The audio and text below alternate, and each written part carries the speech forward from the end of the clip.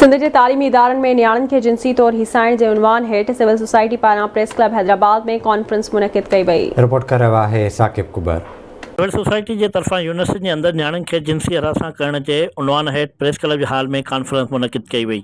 Conference में शरीक नाले वारो वकील अली पल, लेखक Zulfiqar Halepoto, women protection cell की कोऑर्डिनेटर और Marvi Awan professor Mushtaq Mirani, social active Zulfiqar Qadri समेत वकीलन, सहाफ़िन और शहरन भी वडे अंग में शिरकत कई।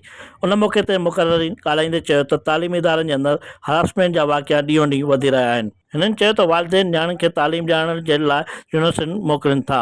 हिननि चयो त नियाणियुनि जे तहफ़्फ़ुज़ जे हवाले सां सिंध में कमेटियूं त क़ाइमु कयूं वयूं आहिनि, पर उन ते अमल केरु कराईंदो। आउं त चवंदो हिम्मत आहे उन्हनि नियाणियुनि खे, उन्हनि पेरेंट्स खे जेके अञा ताईं पढ़ाइनि पिया।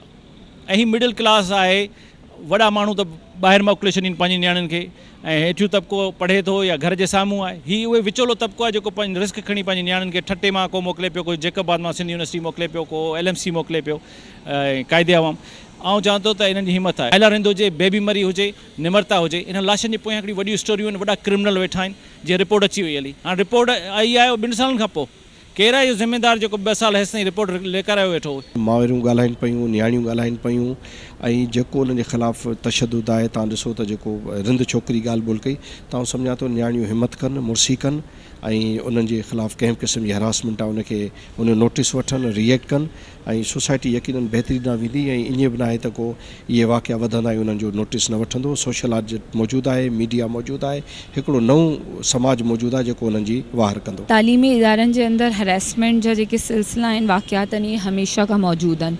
उहा अलॻि ॻाल्हि आहे कि हाणे तेज़ी सां रिपोर्ट था थियनि, उन में सोशल मीडिया ऐं मीडिया पंहिंजो वॾो किरदारु अदा करे रही आहे। छो जो अञा बि असां ॾिसूं था कि नियाणी इदारनि ऐं कमेटियुनि वटि वञण जे बदिरां मीडिया ऐं सोशल मीडिया जो सहारो वठनि थियूं। इहा सिचुएशन आहे कि तालीमी इदारा अञा ताईं ढक पिया ॾियनि। तालीमी इदारा अञा ताईं चवनि था कि असां हरासमेंट फ्री आहियूं, ऐं उन्हनि केसिस खे हिकिड़ी डिफरेंट डायरेक्शन्स ॾेई करे उनखे कंफ्यूज़ थो कयो वञे। इते असांखे फेयर इंक्वायरी जी ज़रूरत आहे। असांखे हिकिड़ी अहिड़ी इंक्वायरी जी बि ज़रूरत आहे जंहिंमें को पॉलिटिकल प्रेशर न हुजे, जंहिंमें कोई वॾेरा प्रेशर न हुजे, जेकी शफ़ाफ़ इंक्वायरीज़ हुजनि। असांखे उन्हनि जी ज़रूरत आहे। ही जंहिं बि मुआशरे में कानून जो एहतराम न हूंदो, हुकूमत पाण कानून जी बेरकाते, त पोइ उहे जेके क्रिमिनल एलिमेंट आहिनि न, उहे मथे ईंदा। जॾहिं क्रिमिनल अचनि था, उनजी ख़बर आहे कुझु बि न थींदो, असां पैसा ॾेई छॾींदासीं त हर को क्राइम कंदो।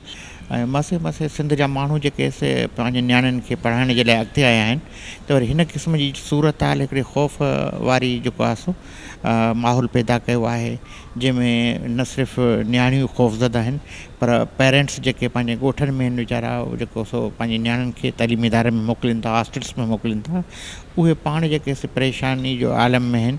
त हिन माहौल में असीं पंहिंजी नियाणियूं जेके पढ़ायूं या न पढ़ायूं, इहो सिंध जे ख़िलाफ़ु हिकिड़ी साज़िश आहे त जीअं हुनजे तइलीमी जेको मुहाज़ आहे उनखे डैमेज कजे ऐं माण्हू जी तइलीम खसी वञे। ज़रूरत इन ॻाल्हि जी आहे त हुकूमत खे घुरिजे त तालीमी इदारनि जे अंदरि नौजवाननि खे तहफ़्फ़ुज़ ॾियनि, त जीअं नौजवान पंहिंजी तालीम पिराए सघनि ऐं पंहिंजे वालिदैन सां गॾु पंहिंजे मुल्क जो नालो बि रोशन करे सघनि। कैमरामैन यासिर क़ुरैशी सां गॾु साकिब कुबर, आवाज़ TV न्यूज़, हैदराबाद।